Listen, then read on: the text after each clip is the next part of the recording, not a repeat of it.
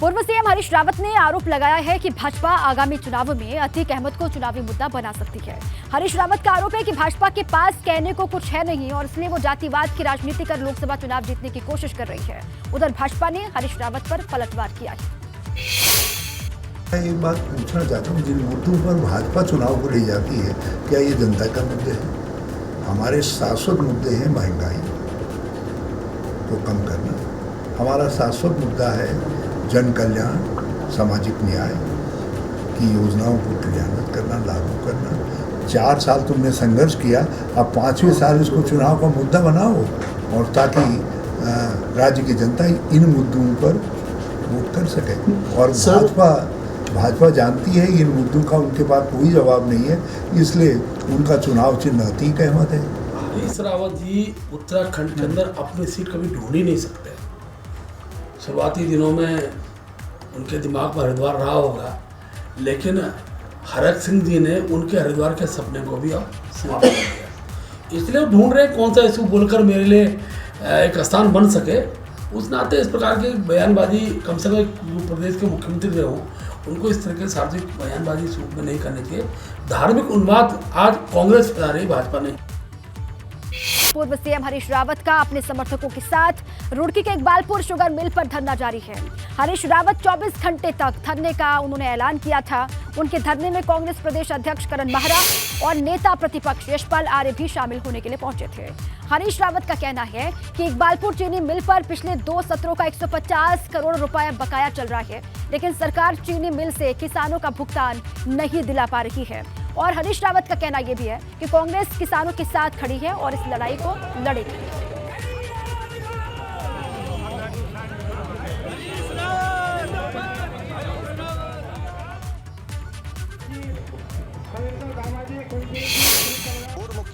हरीश रावत कल से 24 घंटे धरने पर डटे हुए हैं। अभी भी देख सकते हैं आप कि हरीश रावत अपने विधायकों के साथ, समर्थकों के साथ धरने पर बैठे हुए हैं। इकबालपुर शुगर मिल के बाहर उनका धरना चल रहा है, जो अभी भी लगातार जारी है। हमारे साथ पूर्व मुख्यमंत्री हरीश रावत जी मौजूद हैं, इनसे बातचीत करते हैं। रावत जी, कल से 24 घंटा धरना आपका चल रहा है, आज दूसरा दिन है, क्या कहना चाहेंगे? अभी तो शाम तक तो धरना है ही हमारा। हमने कुछ समय एक्सटेंड कर दिया है क्योंकि जिलाधिकारी और शासन तक हमने कुछ बातें पहुंचाई और जैसे ही कुछ सकारात्मक डेवलपमेंट दिखाई देंगे तो हमारा धरना तो इस समस्या के समाधान के लिए है, किसानों की भलाई के लिए है। तो इसका कोई राजनीतिक मकसद नहीं है, बल्कि हम तो साफ कहना चाहेंगे कि जो भी समाधान निकलेगा वो हम जो है इकबालपुर की जनता जनार्दन को समर्पित करेंगे। जो कोई समाधान जो भी निकलता है। कोई प्रशासन का अधिकारी, डीएम या कोई इससे कोई वार्ता हुई अभी तक? हाँ, मेरी जिलाधिकारी से अभी बातचीत हुई है। कल सीएम से और गन्ना मंत्री से भी बातचीत हुई है। सीएम ने मुझसे पहले भी कहा था कि हमको कुछ समय दीजिए और गन्ना मंत्री ने भी कहा था, तो मैंने कहा हम समय देने के लिए तैयार हैं, मगर कोई पॉजिटिव निर्णय कि भाई ये समस्या के समाधान के लिए हमने ये निर्णय ले लिया है, तो वो हमको यदि आश्वासन मिल जाए। मैंने कहा ठंडे बस्ते में नहीं रखा जा सकता।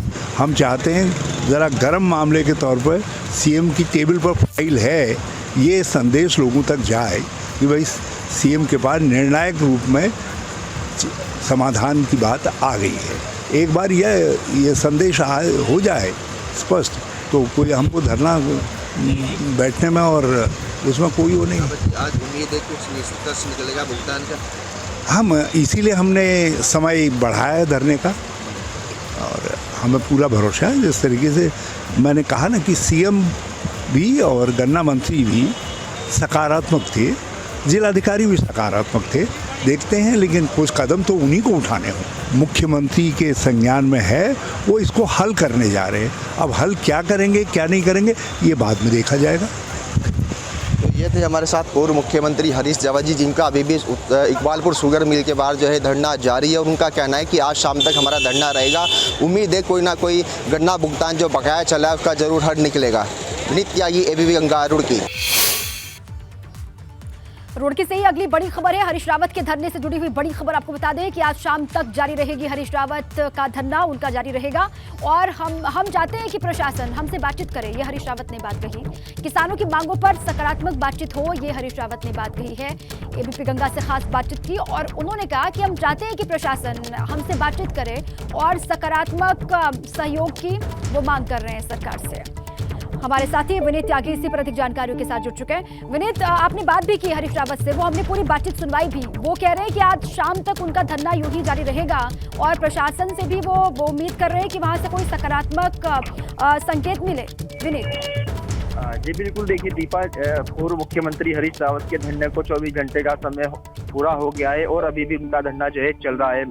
जो हरीश रावत है वो इकबालपुर चीनी मिल के गेट के बाहर जो है धरने पर बैठे हुए हैं अपने विधायकों के साथ, अपने समर्थकों के साथ। उनका यही कहना है कि इस मामले में जो है मुख्यमंत्री और गन्ना मंत्री से बातचीत हो चुकी है और साथ ही जो हरिद्वार जिले के जिलाधिकारी है उनसे भी वार्ता हुई है, लेकिन वार्ता में जो अभी हल नहीं निकल पाया। उनका कहना है कि जब तक हमें कोई आश्वासन नहीं मिल जाता तब तक हम धरने पर डटे रहेंगे। हालांकि उन्होंने साफ कर दिया है कि हमारा धरना जो है आज शाम तक जारी रहेगा और उसके बाद जो भी शासन से, मुख्यमंत्री से या जिलाधिकारी से जो भी सुझाव मिलेंगे उसके बाद ही आगे का निर्णय लिया जाएगा। फिलहाल अभी हरीश रावत जो है धरने पर डटे हुए हैं और उनकी यही मांग है कि जो भी सरकार इसमें निर्णय ले वो सकारात्मक ले। जी ठीक है, ठोस आश्वासन मिलेगा उसके बाद ही हरीश रावत ये कह रहे हैं कि वो यहाँ से जाएंगे। शुक्रिया विनीत आपका पूरी जानकारी के लिए। देहरादून में धार्मिक स्थलों पर तेज आवाज में लाउडस्पीकर बजाने पर कार्रवाई हो रही है। पुलिस ने लोगों को हिदायत दी है कि कोर्ट के आदेशों का उल्लंघन आप ना करें, वरना पुलिस को कार्रवाई के लिए मजबूर होना पड़ेगा।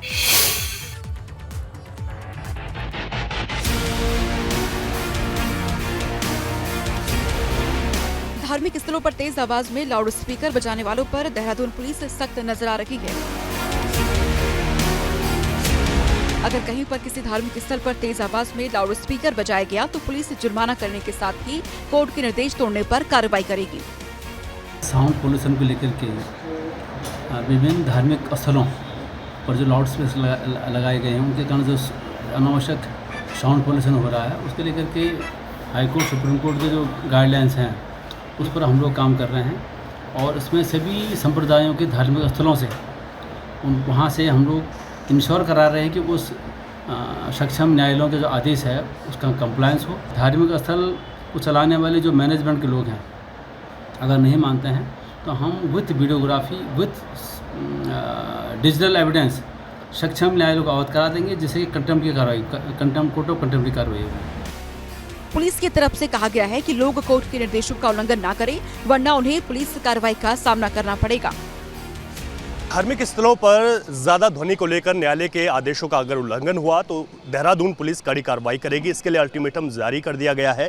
और अगर बात की जाए देहरादून में तो तमाम जगहों पर ऐसी तस्वीरें भी सामने आ रही हैं जहां पर धार्मिक स्थलों पर जो लाउड स्पीकर हैं, जहां पर ज़्यादा आवाज़ होती है, उनको हटाने का काम भी पुलिस ने शुरू कर दिया है। 10 मई तक का अल्टीमेटम SSP देहरादून द्वारा दिया गया है। उन्होंने कहा है कि जहाँ पर भी ज़्यादा आवाज़ें होंगी और इस तरीके से जो ध्वनि प्रदूषण है उसको किया जाएगा, न्यायालय के आदेश का उल्लंघन होगा तो कोड ऑफ कंडक्ट और चालानी कार्रवाई पुलिस के द्वारा की जाएगी। हालांकि पुलिस की कार्रवाई का विरोध भी हो रखा है, जिसे लेकर कुछ लोग देहरादून के DM से मिलने पहुंचे थे। कुछ पुलिस वाले ज्यादती कर रहे थे कि भाई माइक उतारो, उससे जो है ना पब्लिक में एक रोष था, इसलिए हमने वो विज्ञापन सौंपा उनको। आश्वासन ये मिला कि ठीक है हम माइक अपनी जगह रखेंगे, समझे, लेकिन आवाज़ कम कर देंगे। हाँ, इंशाल्लाह हम इस पर अमल करेंगे कि हम आवाज़ बहुत कम कर देंगे। तेज आवाज में लाउड स्पीकर बजाने पर देहरादून पुलिस अब तक कई धार्मिक स्थलों से लाउड स्पीकर उतरवा भी चुकी है। दून पुलिस ये साफ कर चुकी है कि अगर कोर्ट के आदेश का उल्लंघन हुआ तो कार्रवाई जरूर होगी। तमाम जो समुदाय हैं उन लोगों के साथ बातचीत भी पुलिस की ओर से की गई है। उनको कहा गया है कि एक निर्धारित ध्वनि के साथ ही वो अपने धार्मिक स्थलों पर लाउड स्पीकर लगा सकते हैं। इससे ज़्यादा अगर आवाज़ होती है तो उस पर कार्रवाई की जाएगी। वहीं तमाम समुदाय के लोगों के साथ ये बातचीत भी की गई है कि वो जो न्यायालय का आदेश है उसको माने, ताकि आसपास रहने वाले लोगों को किसी भी तरीके की कोई दिक्कत ना हो और न्यायालय के आदेशों का उल्लंघन ना हो, वरना कड़ी कार्रवाई देहरादून पुलिस करेगी। सही क्रिस्टोफर लॉरेंस के साथ रवि कैंत्रा, ABP गंगा, देहरादून। बड़कोट से अगली खबर है। बड़कोट में यमुनोत्री यात्रा पर आने वाले तीर्थयात्री जाम की वजह से बेहाल हैं। मौसम खुलते ही यमुनोत्री धाम की यात्रा के लिए तीर्थयात्रियों की संख्या बढ़ रही है और इस बीच यमुनोत्री मंदिर से महज 100 मीटर पहले ही पुलिया पर जाम लग गया, जिससे तीर्थयात्री बेहद परेशान दिखाई दिए। मंगलवार को यमुनोत्री यात्रा में 7,000 के करीब यात्री पहुंचे थे, जबकि अब 1,13,000 यात्री दर्शन अभी तक कर चुके हैं। मौसम साफ है। मौसम खुलते ही लगातार भीड़ बढ़ रही है यात्रियों की और वहां पर ये कहा जा रहा है कि पुलिया के पास जाम की वजह से लोग परेशान हैं। इसी पर नितिन चौहान हमारे साथ जुड़ चुके हैं, उनका सीधे रुख कर लेते हैं। नितिन, अभी क्या अपडेट है जाम को लेकर? ये कहा जा रहा है कि जो तीर्थयात्री वो परेशान वहां पर दिखाई दिए, अभी जाम खुल गया या फिर स्थिति बनी हुई अभी भी जाम की?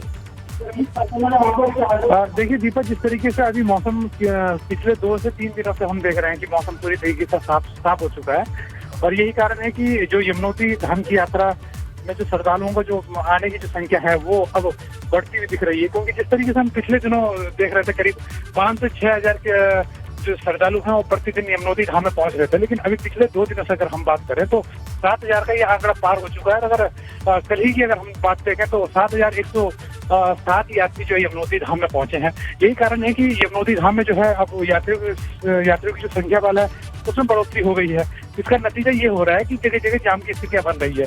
ज्यादा दूर जाने की जरूरत नहीं, यमुनोत्री मंदिर से महज 100 मीटर पहले ही अगर। शुक्रिया आपका नितिन पूरी जानकारी के लिए। केदारनाथ धाम की यात्रा पर तीर्थयात्रियों का हुजूम उमड़ रहा है। यात्रा शुरू होने के बाद से अब तक केदारनाथ धाम पर 2 लाख से ज्यादा तीर्थयात्री आ चुके हैं, दर्शन कर चुके हैं और हालांकि बीच में मौसम खराब रहा जिस वजह से यात्रा बाधित भी रही, मगर मौसम खुलते ही एक बार फिर से यात्रियों की भीड़ यहां पर देखने को मिल रही है। केदारनाथ दर्शन कर लौटे यात्रियों से बातचीत की एबीपी गंगा संवाददाता रोहित डिमरे ने, आपको सुनवाते हैं। केदारनाथ धाम की यात्रा में हजारों की संख्या में तीर्थयात्री पहुंच रहे हैं। देश के विभिन्न कोनों से यहाँ पर यात्री पहुंच रहे हैं, काफी कठिन परिस्थिति से गुजर रहे हैं, पर लेकिन उनमें उत्साह कम होने का नाम नहीं ले रहा। बाबा की आस्था उनमें देखी जा रही है। अभी हमारे साथ यहाँ पे मौजूद हैं अहमदाबाद के, गुजरात के तीर्थयात्री। आए इनसे जानते कैसी उनकी यात्रा ही, कैसा उनका अनुभव रहा। तो आप बताइए कैसा आपका अनुभव रहा इस बार यात्रा का? यात्रा का अनुभव बहुत ही अच्छा था। थोड़ी तकलीफें भी हुई, लेकिन वहाँ जाते ही तकलीफ सारी दूर हो जाती है। लेकिन और भी सुविधाएं बढ़ाने की आवश्यकता है और महंगाई थोड़ी है ज़्यादा। यहाँ पानी की बोतल 20 की मिलती है तो वहाँ की 90 रुपये की या 100 रुपये की मिलती है, तो थोड़ी महंगाई है, लेकिन चल जाता है। सुविधाएं मिल रही है ऊपर, वहाँ इतनी ऊंचाई पर वही काफ़ी है। लेकिन दर्शन बहुत अच्छे हुए और बहुत अच्छा लगा दर्शन करके। वो स्वर्ग जैसा है और स्वर्ग की अनुभूति हुई और एकदम मन को शांति भी मिली। 18 किलोमीटर का पैदल मार्ग है, कह सकते हैं। रास्ते में ग्लेशियर, बड़े बड़े ग्लेशियर देखने को मिले। ऐसे आनंद की अनुभूति होती है, पर लेकिन दिक्कतें भी होती हैं। कहीं ग्लेशियर टूट जाए, दिक्कतें, परेशानी लगता होगा, खतरा भी लगता हो, कैसा लगता है? तो करीबन 4-5 किलोमीटर ग्लेशियर में चलना पड़ता है और दोनों साइड बहुत बर्फ़ है। ग्लेशियर में जो रास्ता है वहाँ बर्फ़ जम गई है तो फिसलने का भी थोड़ा डर रहता है, लेकिन फिर भी सुविधा बहुत अच्छी रहती है। घोड़े वाले का साथ सहकार अच्छा रहता है। ये जीव और शिव का संगम के लिए थोड़ी बहुत तकलीफ उठानी पड़ती है। आप बताइए कैसा रहा आपका अनुभव? अनुभव ओवरऑल बहुत अच्छा रहा। देखिए, हम तो यही मानते हैं कि शिव जो है वो प्रकृति में रहते हैं। अगर उनके पास जाना है तो थोड़ी बहुत तकलीफ तो आपको लेनी पड़ेगी। तो ये तकलीफ लेना, ऊपर जाने के बाद जो आपको एक एक्सपीरियंस मिलता है उसके सामने तकलीफ आपको कुछ नहीं लगती। जो ग्लेशियर है तो उसको भी प्रशासन ने काट के रास्ता बनाया हुआ है, ठीक से प्रशासन सब मैनेज कर रही है। बस थोड़ी बहुत ये है कि अगर बीच बीच में थोड़े डस्टबिन के लिए बिन्स बनाए जाए तो क्या है, नेचर से प्रिवेंट कर सकते। केदारनाथ धाम की यात्रा पर तीर्थयात्री लगातार पहुंच रहे हैं। खराब मौसम है मगर फिर भी लोग चाहते हैं कि वो केदारनाथ के दर्शन कर लें। रुद्रप्रयाग के डीएम का कहना है कि बेस कैंप कैश लेकर केदारनाथ मंदिर के आसपास 8 से 10 हजार यात्रियों के रुकने की व्यवस्था की गई है। बेस कैंप से वो कहना चाह रहे हैं, बेस कैंप से लेकर के केदारनाथ मंदिर के आसपास 8 से 10 हजार यात्रियों के रुकने की व्यवस्था की गई है। ये डीएम ने जानकारी दी। केदारनाथ धाम में टेंट जीएमएन के द्वारा जो लगाए गए उसमें करीबन 3000 लोग अभी विश्राम कर सकते हैं। उसके अतिरिक्त प्राइवेट लोगों ने भी टेंट लगाए हैं, उसमें भी करीबन 2500 से 3000 लोग विश्राम कर सकते हैं। और जो हमारी होटल, लॉजेज, धर्मशाला आदि जो अन्य चीज़ें हैं उसमें भी 2500 से 3000 लोग रह सकते हैं। तो कुल मिलाकर अगर आप केदारनाथ से लेकर बेस कैंप तक की बात करें तो 8 से 10 हजार लोग मैक्सिमम वहाँ पर रह सकते हैं। उत्तराखंड में मौसम साफ होने के बाद चारधाम यात्रा में श्रद्धालुओं की संख्या बढ़ने लगी है। लगातार रजिस्ट्रेशन का आंकड़ा भी बढ़ रहा है। हालांकि केदारनाथ धाम के लिए 15 मई तक रजिस्ट्रेशन पर रोक लगी हुई है, लेकिन अब तक तकरीबन 26,68,000 के करीब श्रद्धालु पंजीकरण करवा चुके हैं और चारों धामों में अब तक 5,86,000 श्रद्धालु भी दर्शन कर चुके हैं। उत्तराखंड में मौसम साफ होने के बाद चारधाम यात्रा ने अब तेज गति पकड़ रही है और अब तक लगभग 5,86,000 श्रद्धालु चारों धामों में दर्शन कर चुके हैं। इस वक्त में जो यात्रा का कंट्रोल रूम है, जहां पर रजिस्ट्रेशन आप कराते हैं, उसके अलावा तमाम जो क्वेरी है वो आपको होती है, वो सभी चीज़ें इस कंट्रोल रूम में है। मैं वहाँ मौजूद हूँ। यहाँ पर आप देख रहे हैं कि तो तमाम कर्मचारी हैं वो यहाँ अपने अपने जो काम है उनका उस पर डटे हुए हैं। जो भी कॉल्स आ रही हैं उनको अटेंड कर रहे हैं और जो तमाम श्रद्धालु यात्री उत्तराखंड आना चाहते हैं उनको उनकी जानकारी दे रहे हैं, किस तरह से आप रजिस्ट्रेशन करा सकते हैं, कैसे आप चारधाम यात्रा पे आ रहे हैं तो किस तरह की चीज़ें आपको अपनाई जानी चाहिए, मौसम कैसा है, उस तमाम चीज़ों की जानकारी यहाँ देते हैं।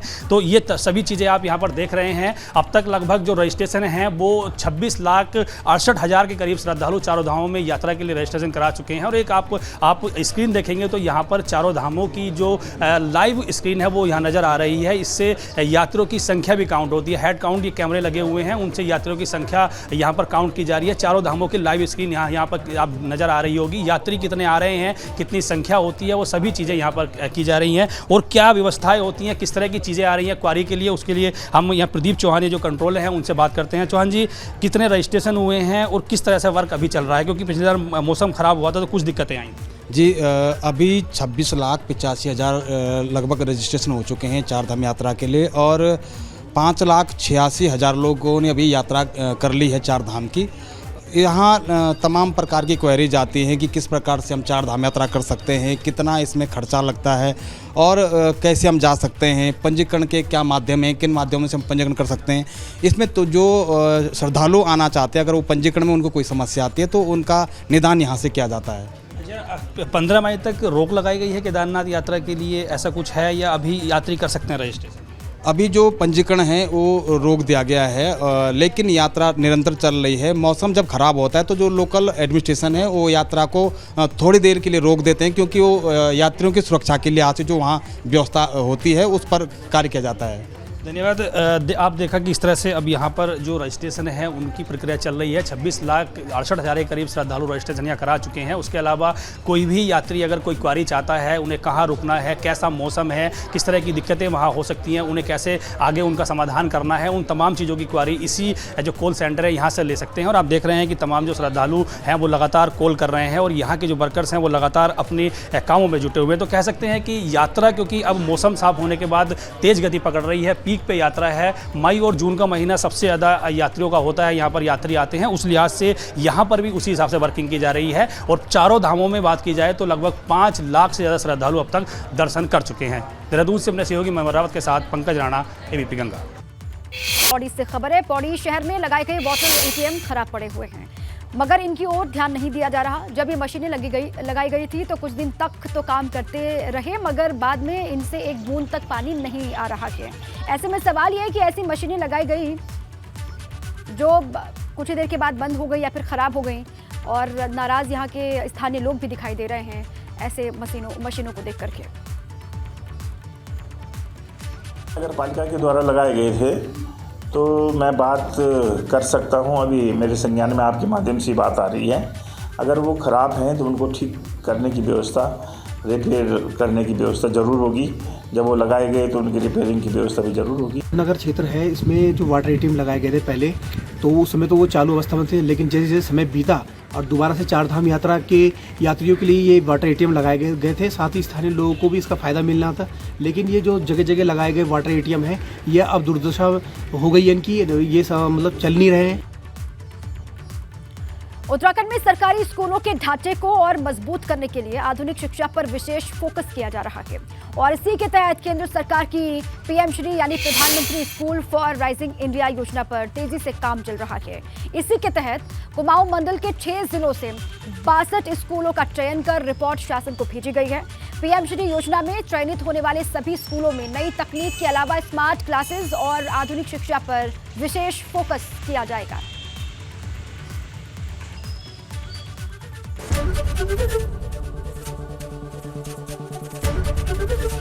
एबीपी गंगा, खबर आपकी, जुबान आपकी।